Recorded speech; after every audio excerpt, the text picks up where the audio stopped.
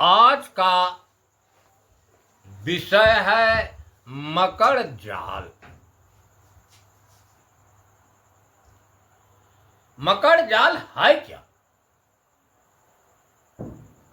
हम इस पर विचार करें। एक प्राणी होती है मकड़ी, जिसको ऊर्ध्व नाभि भी कहते हैं। देहातों में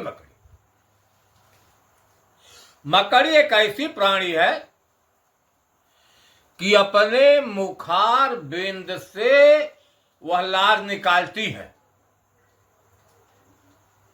और उसी लार से वह जाला बुनती है अपने को ऐश आराम के लिए। अगर छोटा जाला है तो उसको निकल जाती है। अगर बड़ा जाला बुन दिया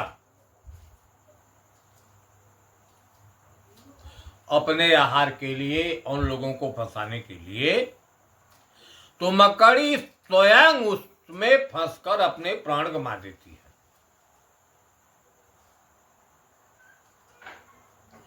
यही गति मनुष्य की है। मनुष्य का ठीक मकड़ी के समान है। यह मनुष्य अपने लिए स्वयं जाला बुनता है। जाल बच्चा मां के गर्भ से पैदा हुआ तो केवल उसके मां और बाप थे, कोई नहीं था। लेकिन जब बड़ा हुआ तब वह जाला बुनना शुरू कर दिया। वह अपने को जाल बुनने लगा। इस संसार में आकर सर्वप्रथम ऐश आराम के लिए स्त्री को चुना, विवाह किया।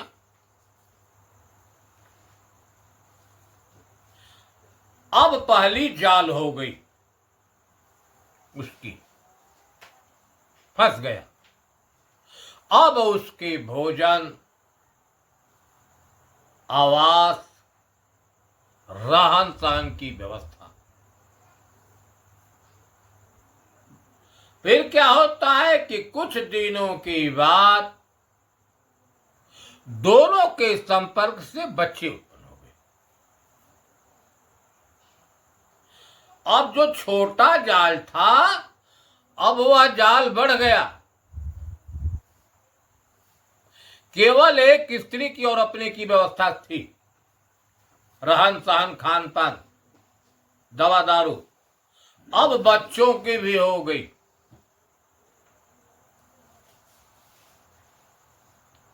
वह ज्यों ज्यों जाल बुनता जाता है और जाल में फंसता चला जाता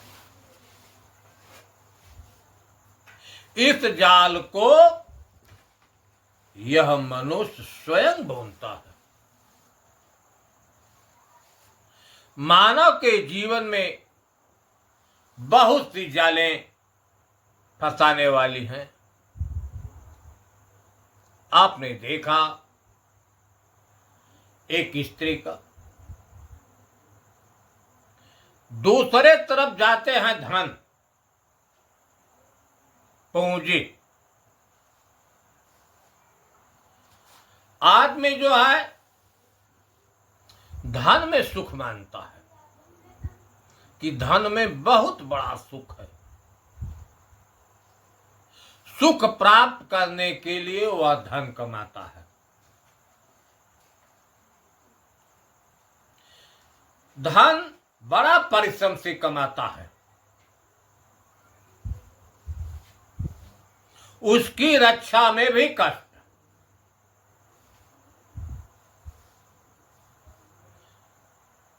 अगर किसी कारण से कोई ले गया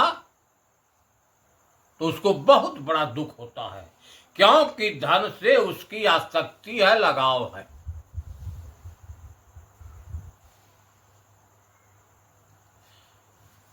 यह दूसरा का कारण है पूंजी। पूंजी के लिए आदमी नाना प्रकार का तकलीफ सहता है। जो कार्य नहीं करना चाहिए वह करता है। पुरानी कहावत है देहातों में कि पुत्र शोक सह जाता है लेकिन धन शोक नहीं सह जाता है। इतना बड़ा जाल है। लड़का किसी कारण से गुजर गया, मर गया, बर्दाश्त कर जाता है मनुष्य, लेकिन किसी कारण से उसके लंबी पूंजी को कोई ले लेता है, उसके दुख में दुखी होकर वह शरीर तक छोड़ देता है, और शरीर छोड़ने के बाद तुच्छम से होकर प्रेत रूप में फिर धन के पास पहुंचता है। इतना बड़ा जाल है, छोड़ नहीं रहा है। शरीर तो छूटी, शरीर में फंसाता, जब शरीर से तुच्छम हुआ फिर प्रेत होकर वह धन के पास पहुंचता है और उसके आसपास जो लिया है उसको दुख देता है, वह नहीं सर्प बनकर मड़राता रहता है। आप देखिए कितना बड़ा जाल है। इसको बुनने वाला मनुष्य ही है, लेकिन मनुष्य इस जाल में फंस गया। इसके बाद और जाल देखें। एक है लोगों का जाल, चाह। किसी को सिद्धियों की चाह है, स्वर्ग वैकुंठ की चाह है, सतलोक की चाह है। चाह को पाने के लिए वह नाना प्रकार का कर्म करता है।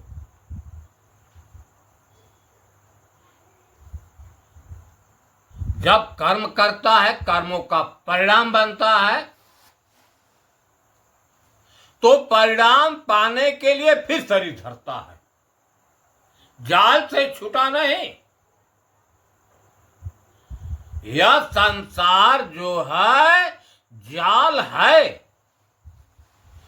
और जो जन्मना मरना है वह है जेल। यह संसार जाल है, और जन्मना मरना मां का गर्भाशय क्या है? जेल है। इस जाल और जेल से नहीं छूटा। इसके बाद हम चलते हैं, आप देखें कर्मों का जाल। सबसे बड़ा जाल कर्मों का जाल है। कर्म बधे यह जीव जुग जुग आवे जाए, अकर्म कयंकुर जराय के तब अमरापुर जाए। इतना बड़ा जाल है कि कर्म के बंधन में पड़कर मनुष्य बार बार जन्म लेता है, कभी ऊंच योनियों में, कभी नीच योनियों में। हेतु उसके कर्म है। कबीर साहब ने कहा कि तीन लोक भय पिंजरा, पाप पुण्य भय जाल। का तीन लोक है घेरा, इसी घेरे में प्राणी जो है रह रहे हैं। कभी इस खाने से कभी स्वर्ग जाते हैं, कहीं पाताल जाते हैं, कभी मृत्युलोक में जाते हैं, नाना प्रकार की योनियों में भटकते हैं। काया पिंजरा या घेरा है, और घेरे में फंसाने वाला कौन है? वह जाल। जाल क्या है? पाप और पुण्य। पाप क्या है? दूसरे को दुख देना, दूसरे की हिंसा करना,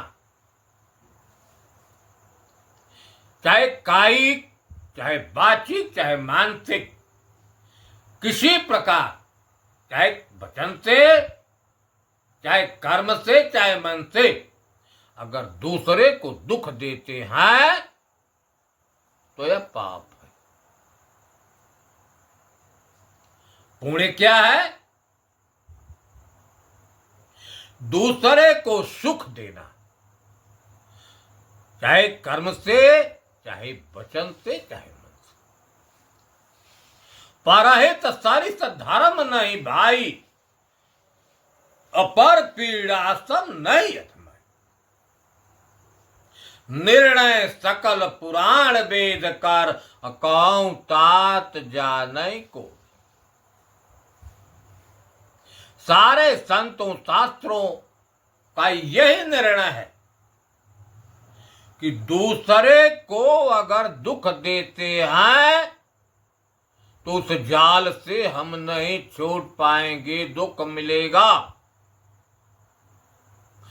अगर पुण्य करते हैं, दान करते हैं, यज्ञ करते हैं, तप करते हैं, जप तप करते हैं,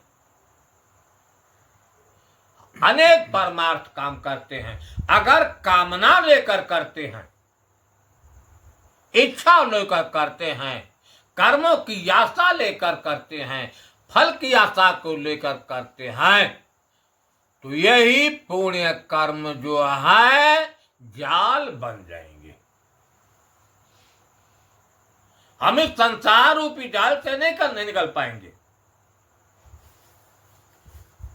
क्योंकि कर्मों का परिणाम भोगने के लिए हमें शरीर धारण करना पड़ेगा। अगर कर्म निष्काम है तब वह जाल नहीं बनेगा, अगर सकाम है तो वह कर्म जाल बन जाएगा। तब कहा कि तीन लोक भय पेंजरा, पाप पुण्य भय जाल, सकल जीव सावज भय एक हेरी काल। सावज का मतलब जानवर, यही जाल में फंसने वाले। जाल क्या है? पाप और पुण्य। जब कर्म होता है तो कर्मों में पाप पुण्य का समावेश हो जाता है। बिरले लोग हैं जो कि बिना कामना का पुण्य कर्म करते हैं। नहीं, 99% लोग कामना को लेकर ही पुण्य करते हैं। कहते हैं कि दान देंगे तब दान मिलेगा, तब मरने के बाद मिलेगा। हम परमार्थ नहीं करेंगे, दूसरे की सेवा नहीं करेंगे तो अगले जन्म में कौन देगा? उनके अंदर कामना है, कामना को लेकर करते हैं। जब कर्म किए हैं तो कर्म का परिणाम मिलेगा। अपनों कर्म में तो नहीं जाई, जो युग कोट सिराई। कबीर साहब ने कहा कि जो कर्म किए हैं वह मिटेगा नहीं, चाहे करोड़ों युग बीत जाए। अरे तो करोड़ों युग की बात को छोड़िए, अगर इस शरीर में हम कर्म किए हैं तो उस कर्मों का परिणाम भोगने के लिए कुछ इसमें भोग लेते हैं, बचा खुचा अगला शरीर में तो मुझे भोगना ही पड़ेगा। एक हेरी काल, जो काल है, समय है, हर प्राणी की एक निश्चित आयु है। वह अपने आयु तक रहता। जब आयु पूरी हो गई तब यह प्राणी शरीर छोड़कर चला जाता है, इसमें से जीव निकल जाता है। लेकिन जो कर्म किए हैं वह तो कर्म संचित है अंतःकरण में,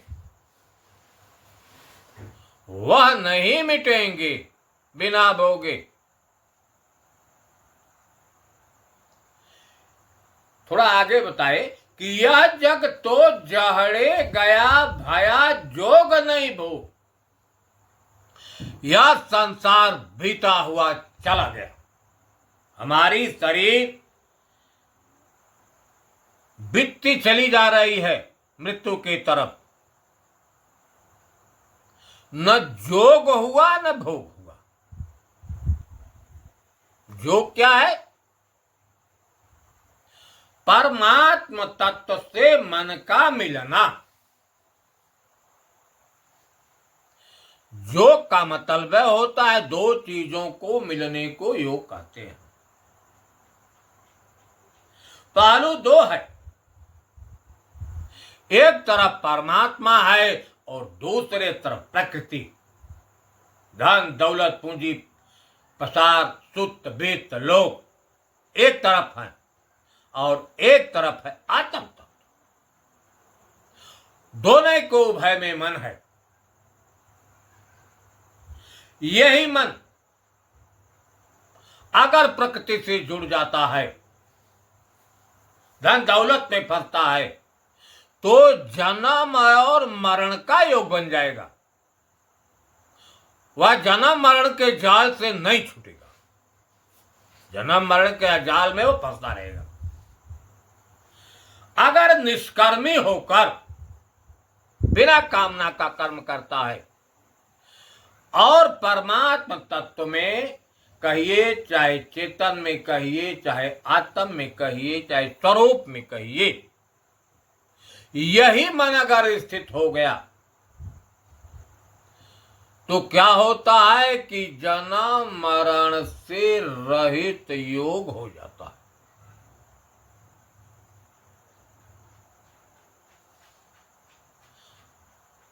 भयायोग नहीं भोग, भोग भी नहीं हुआ। भोग क्या है? सांसारिक वस्तुओं का संग्रह। सारी जिंदगी में तिल झार कबीर लिया, तिलठी झार लोग। कबीर साहब कहते हैं कि कबीर ने तो तिल को लिया है, झारा। जो तिलठी में तिल है उसको ग्रहण किया, उसको अपनाया।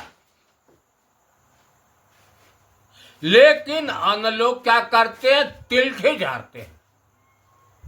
तिलठी क्या है? जो तिल का पेड़ है, शाखाएं हैं, जिसमें तिल रहता है, उसको तिलठी कहते हैं।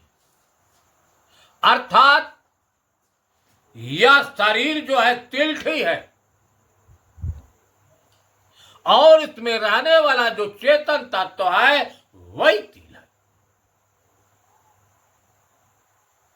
जितने ज्ञानी हुए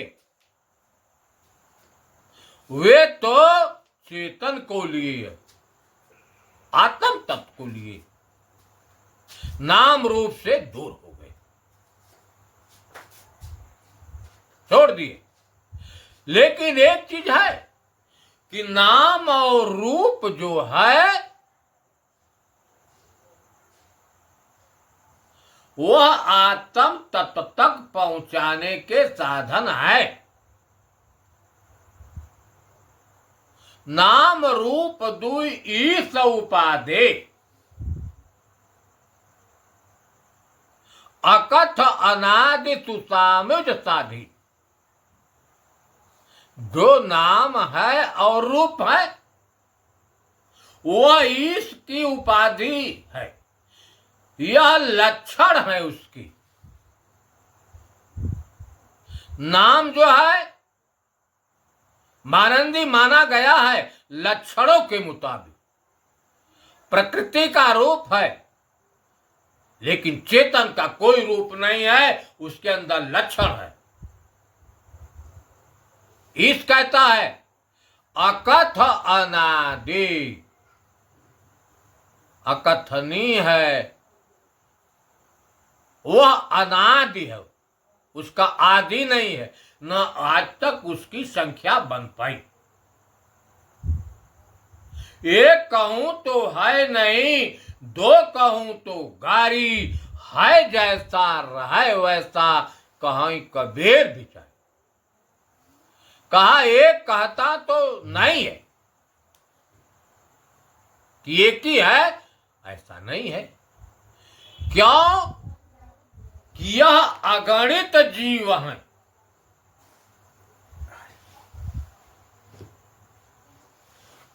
लेकिन यह भी है कि चेतन की स्थिति गुण कर्म स्वभाव जो एक शरीर में है, सभी शरीरों में वैसी है।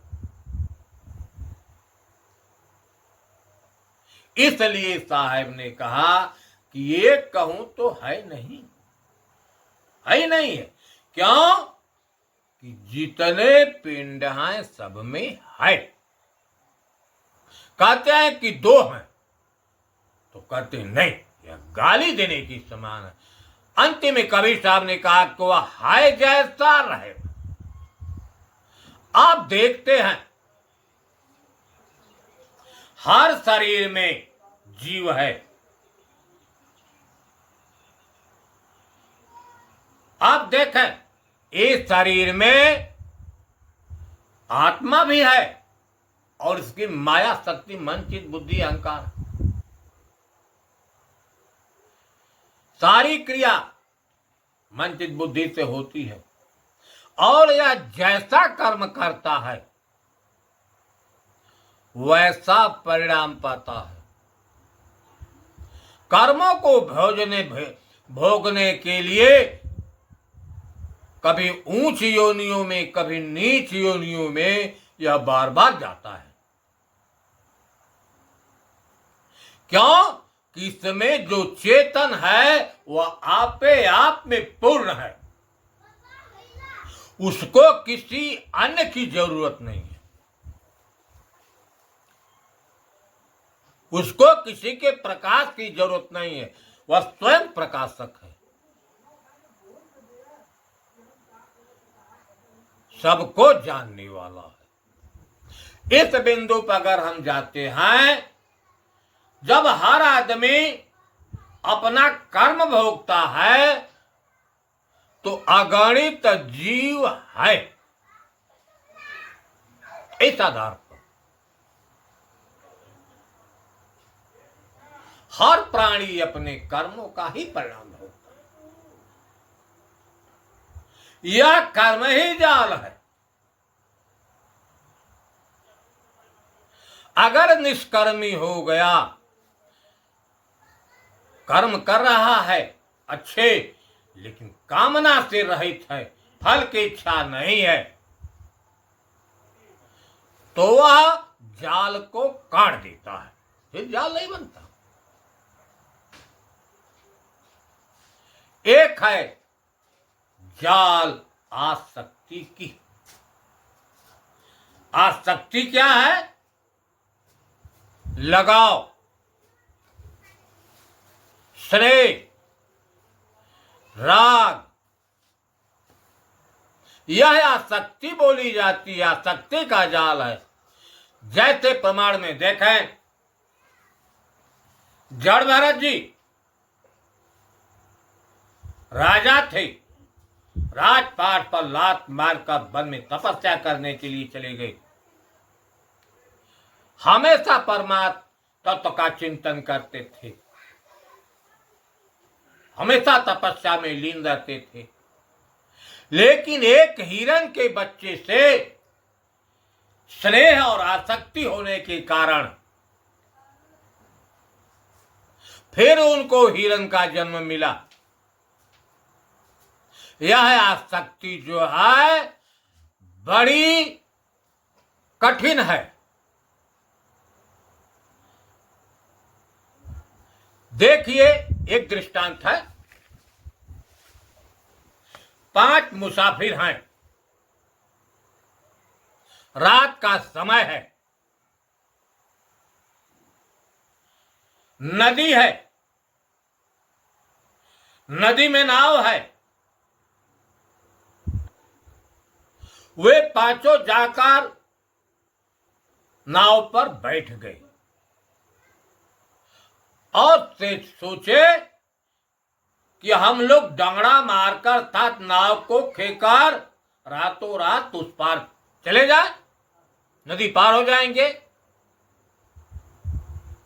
तीनों ने पांचों बैठ गए और डंगड़ा मारने लगे, नाव खेने लगे। रात भर डंगड़ा मारे, लेकिन जब भोर हुआ तो क्या देखते हैं कि नाव जहां की तहां है। अब वह सोचने लगे कि वास्तविकता में हम रात भर नाव को खेए हैं, क्या कारण है कि नाव ज्यों का त्यों है। जब प्रकाश हुआ, उलट कर देखते हैं कि नाव जो है एक रस्सी से बंधी हुई है, रस्सी का दूसरा छोर लंगर से बंधा हुआ है और लंगर जो है जमीन में गड़ा है।